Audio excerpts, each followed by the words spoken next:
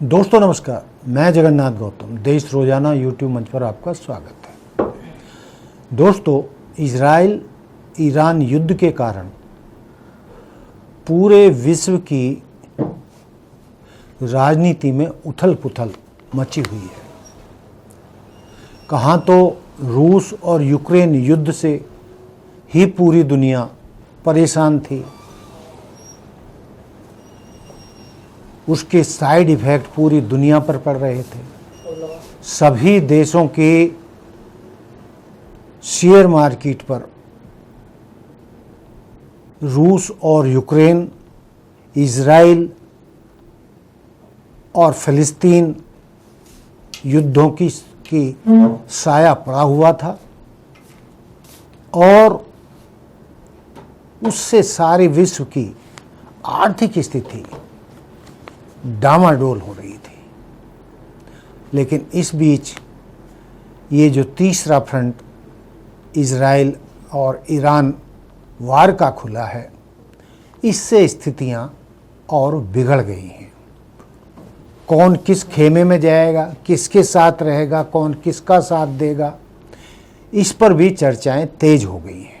लेकिन दोस्तों, जिस तरीके से अमेरिकी राष्ट्रपति ट्रंप ने फौजी जनरल आसिफ मुनीर को लंच पर बुलाया और जो इसके निहितार्थ सामने आ रहे हैं, तो सूत्र बता रहे हैं कि ट्रंप ने आसिफ मुनीर को जो इतना सम्मान दिया, उसे लंच पर बुलाया, उसका मकसद सिर्फ और सिर्फ ये था कि इजराइल ईरान युद्ध में वो अमेरिका खेमे, इजराइल खेमे का साथ देगा। और इस बात के लिए माना जा रहा है कि ट्रंप ने आसिफ मुनीर को मना भी लिया है, राजी कर लिया है, और यदि अमेरिका सीधा ईरान के खिलाफ युद्ध में कूदता है तो बताया जा रहा है कि आसिफ मुनीर पाकिस्तान को अमेरिका के पास गिरवी रखाया है। गिरवी रखने का मतलब यही है कि एक तरफ तो इजराइल के खिलाफ पाकिस्तान की राजनीति में और जनता के बीच उबाल आता रहता है। जरा सा कुछ फिलिस्तीन के खिलाफ हो, इजराइल के खिलाफ वहाँ दंगे शुरू हो जाते हैं। पाकिस्तानी जनता सड़कों पर उतर आती है, नेता बड़े बड़े जो बयान हैं इजराइल के खिलाफ देते हैं, और यहाँ तक कि सीधे तौर पर या अप्रत्यक्ष तौर से अपने इस्लामिक एटम बम को इजराइल के खिलाफ इस्तेमाल करने के बयान देकर भी इस्लामिक कंट्रीज की प्रशंसा और सुर्खियां बटोरता है और अपने आप को मुस्लिम देशों का सबसे बड़ा हितैषी बताता है। लेकिन दोस्तों, पाकिस्तान न कभी किसी का था, न कभी होगा। पाकिस्तान एक तरीके से भारत का एक छोटा सा हिस्सा है, 1/5 या 1/6। ये भी आप कह सकते हो कि पाकिस्तान भारत का बेटा है और भारत बाप है। लेकिन इस पाकिस्तान ने 1947 के बाद जब से पाकिस्तान बना है, भारत को कितना परेशान किया है, कितने युद्ध भारत पर लादे हैं, चाहे वो उसके निजी स्वार्थ रहे हों। निजी स्वार्थ तो लगभग हैं ही हैं, चाहे फौजी जनरलों के स्वार्थ रहे हों, या वहाँ की फौज तो भारत विरोध के दम पर ही हलवा पूरी खाती रही है। तो जब भारत और पाकिस्तान एक ही संस्कृति के, एक ही कल्चर के, एक ही धरती के दो हिस्से हैं और हजारों साल पुराना एक ही इतिहास रहा है। तो जब भारत का नहीं हुआ तो वो किसी का भी नहीं होगा। और जैसा कि पता चल रहा है कि आसिफ मुनीर अमेरिका के लिए 2 हवाई बेस या हवाई अड्डे लीज पर दे आए, यानी पाकिस्तान को बेच आए हैं। उस स्थिति में आप समझ सकते हैं कि पाकिस्तान की कोई रणनीति नहीं है, वो किसी का सगा नहीं है। वो इस्लामिक बम की बात करता रहे या इस्लामिक देशों की बात करता रहे या इस्लाम के नाम पर कुछ भी बयानबाजी करता रहे, लेकिन पाकिस्तान उसका है जहां से उसे माल मिले। कभी वो चाइना के गोद में जा बैठता है, हालांकि कह सकते हो कि जो पिछले कई वर्षों से या दशकों से भी कह सकते हो, चाइना के दम पर ही वो जिंदा है। और जब तक अफगानिस्तान में अमेरिका युद्धरत था, तब अमेरिका से डॉलर बटोर रहा था और मौज कर रहा था। अमेरिका वहाँ से गया अफगानिस्तान से, तो फिर चीन की गोद में पूरी तरह जा बैठा, उससे कर्ज ले लेकर अपना जैसे तैसे काम चला रहा है। और ये जानते हुए कि चाइना ईरान का पक्षधर है, रूस भी ईरान का पक्षधर है, और भी कई मुस्लिम कंट्रीज ईरान के पक्षधर हैं। ये सब जानते हुए भी आसिफ मुनीर ने ईरान के खिलाफ अमेरिका और इजराइल का साथ देने का फैसला किया है। तो दोस्तों, भविष्य में क्या होगा ये तो कोई दावा नहीं कर सकता कि भाई ईरान और इजराइल में विश्व की शक्तियां, ट्रंप ने भी 2 हफ्ते का समय बढ़ा दिया है कि हम 2 हफ्ते बाद तय करेंगे कि हम सीधे ईरान के साथ युद्ध में कूदेंगे या नहीं। ये जो वक्त दिया है, तो इसके पीछे जो पर्दे के पीछे की खबर है वो यही है कि अमेरिका पर्दे के पीछे खुद भी और अपने गुट के यूरोपियन देशों के माध्यम से इजराइल ईरान युद्ध को बंद कराने, समझौता कराने का प्रयास कर रहा है। और चाहे ट्रंप मुंह से बक बक कुछ भी करते रहें, लेकिन हकीकत तो ये है, जो पर्दे के पीछे से खबरें आ रही हैं, मीडिया रिपोर्ट आ रही हैं कि अमेरिका भी, या यूं कहें ट्रंप भी, किसी जंग में जाने के लिए दिल से तैयार नहीं है।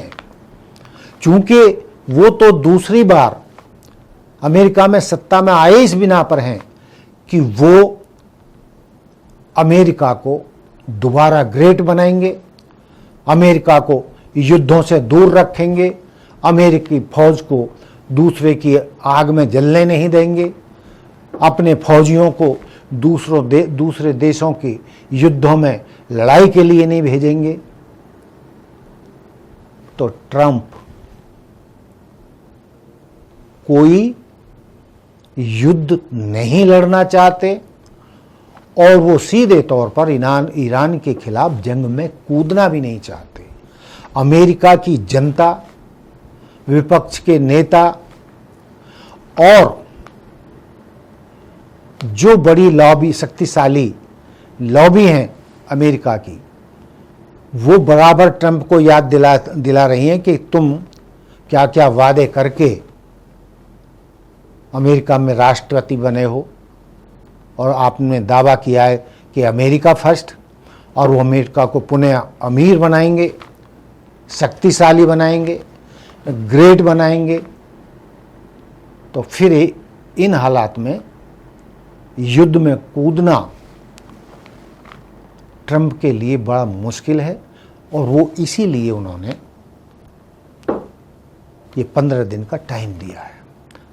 लेकिन दूसरा पक्ष जो मैं कहना चाह रहा था वो ये है कि ऐसा माना जा रहा है कि भारत तो ईरान और इजराइल को अपनी बुद्धिमत्ता से दोनों को साध लेगा, वो किसी के साथ भी नहीं बिगाड़ेगा, क्योंकि ईरान भी उसके लिए महत्वपूर्ण है, इजराइल भी उसका करीबी दोस्त है। तो भारत तो संभाल ले जाएगा सारी स्थिति को। लेकिन जानकार मान रहे हैं कि जिस तरीके से डॉलर के लालच में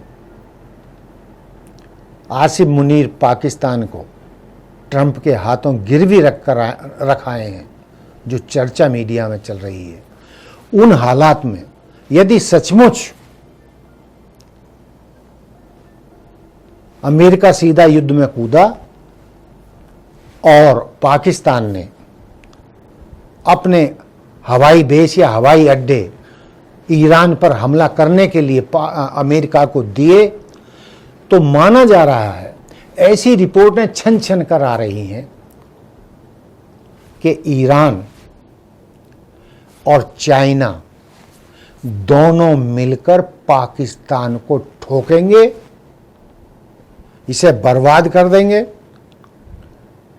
चाइना पहले ही पाकिस्तान से दुखी है, सी पैक पर उसका लाखों अरबों डॉलर बर्बाद हो चुके हैं, उसके इंजीनियर, उसके वर्कर पाकिस्तान में मारे जा रहे हैं, जो अरबों डॉलर का कर्ज पाकिस्तान ने चाइना से लिया हुआ है, उसको भी पाकिस्तान चीन को वापस नहीं कर रहा है।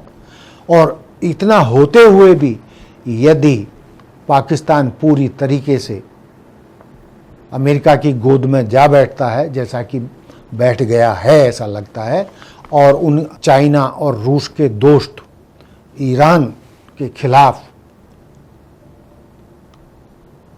अमेरिका को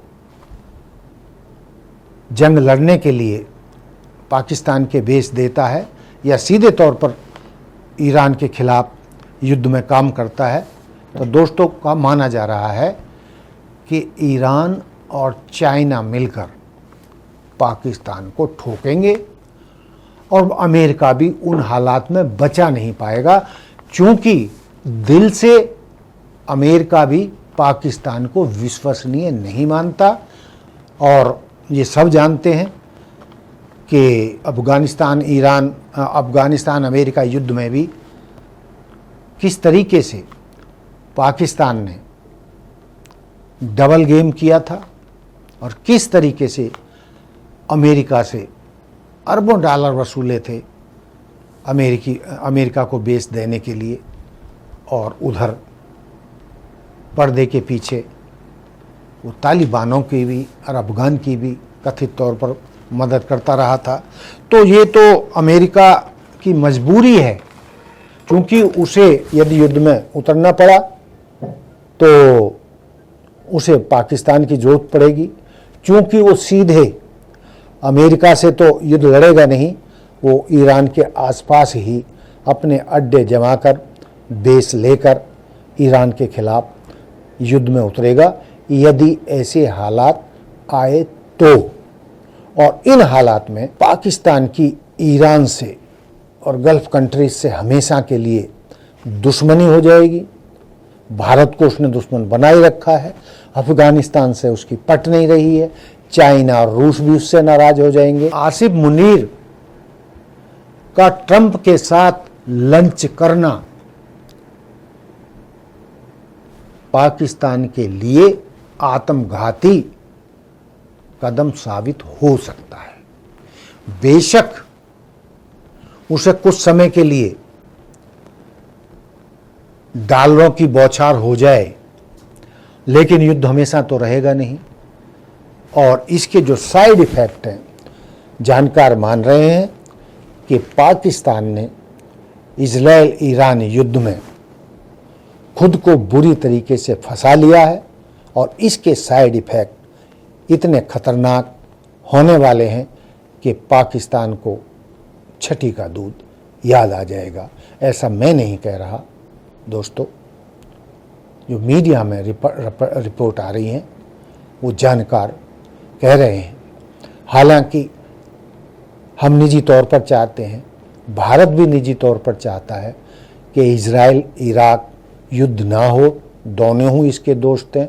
और कोई भी युद्ध हो, आज के हालात में पूरे विश्व पर उसका असर पड़ता है, आर्थिक रूप से भी। बहुत सारे कारण मैं उसको गिनाऊं तो वीडियो बहुत लंबा हो जाएगा। कहने का मतलब है युद्ध दो देशों में होता है और उसका असर पूरी दुनिया पर पड़ता है। लेकिन इस समय तो दुनिया में युद्ध के कई फ्रंट खुले हुए हैं। तो दोस्तों, अंत में मेरा यही कहना है कि पाकिस्तान जिस तरीके से अमेरिका की गोदी में पूरी तरह जाकर बैठ गया है और ईरान और चाइना को धोखा दिया है, उन हालात में पाकिस्तान ने अपने आप को मुसीबत में डाल लिया है। ईश्वर करे ये युद्ध ना हो, रुक जाए, सीज फायर हो जाए, यही सबके हक में होगा। लेकिन पाकिस्तान ने अपनी औकात एक बार फिर दिखाई दी है। तो दोस्तों, ये था मेरा आज का मुद्दा। देखते रहिए देश रोजाना। जय हिंद, जय भारत, नमस्कार। सब्सक्राइब करें देश रोजाना के YouTube चैनल को और नई वीडियो की नोटिफिकेशन पाने के लिए बेल आइकन जरूर दबाएं। अगर आप ये वीडियो Facebook या Instagram पर देख रहे हैं तो पेज को लाइक और फॉलो जरूर करें और ज्यादा से ज्यादा शेयर करें।